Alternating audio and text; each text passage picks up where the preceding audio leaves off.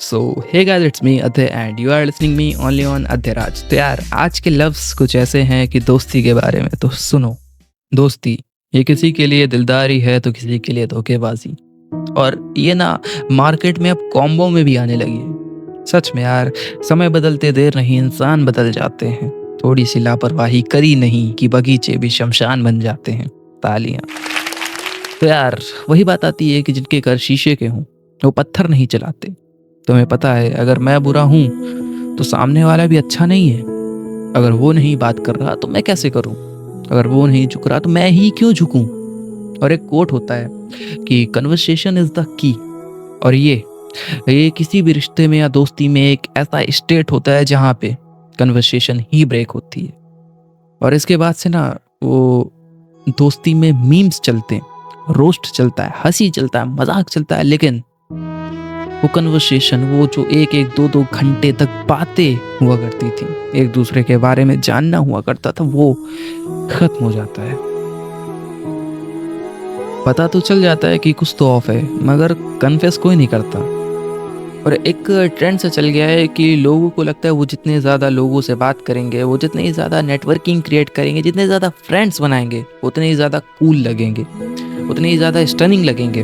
और हाँ, ये कहीं ना कहीं सही है, मगर इसमें भी एक ड्रॉबैक है। ड्रॉबैक ऐसा कि तुम दोस्त तो बना लेते हो, मगर अभी इस काबिल नहीं होते हो कि तुम दोस्ती निभा भी पाओ और नए दोस्तों पर भरोसा कर पाओ। ये तुम्हारे लिए अब इतना आसान नहीं होता। और पुराने दोस्तों के भरोसे का जो तुम बड़ा कर चुके हो, उसके साथ तुम उनसे बात करो या कन्वर्सेशन करो, इस काबिल तुम बचे नहीं हो अब।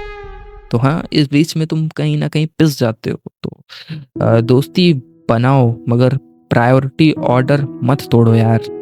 क्योंकि तुम्हारे लिए कुछ चेंज हो ना हो, शायद तुम एक कैरेक्टर प्ले कर रहे हो, मगर जिसके सामने कर रहे हो ना, उसे कहीं ना कहीं लगता है कि कि तुम्हारे लिए वो इंसान अब इतना मैटर नहीं करता। और जब इंसान को ये लगता है कि जहाँ वो है उसकी इज्जत नहीं है, उसकी ज़रूरत नहीं है, वो इंसान नहीं रहता यार। वो एक और स्टेप पीछे ले लेता है। और अब बात ईगो की नहीं होती, अब बस बात ही नहीं होती।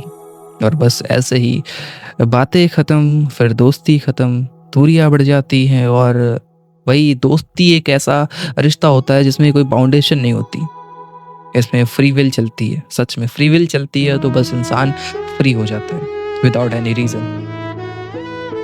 और सच कहूँ तो कोई भी रिश्ता ऐसे ही ख़त्म नहीं होता। कुछ अनकही बातें होती हैं जो दिल पर तो लगती हैं, मगर ज़ुबान पर नहीं चढ़ती, क्योंकि शायद वो तुम्हारी इज्जत करता है या फिर डरता है कि कहीं वो खुद की नज़रों में गिर ना जाए।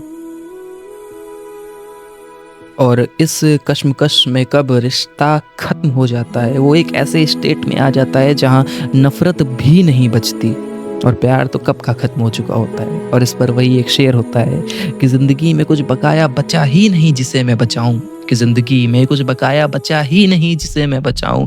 नफ़रत तो नहीं, लेकिन है प्यार भी नहीं जिसे मैं लुटाऊं। जी हाँ, ये वही स्टेट पे आ जाता है जहाँ सब ख़त्म हो जाता है। शुरू होने की कोई उम्मीद नहीं, नफ़रत का कोई कतरा नहीं, प्यार की कोई वजह नहीं।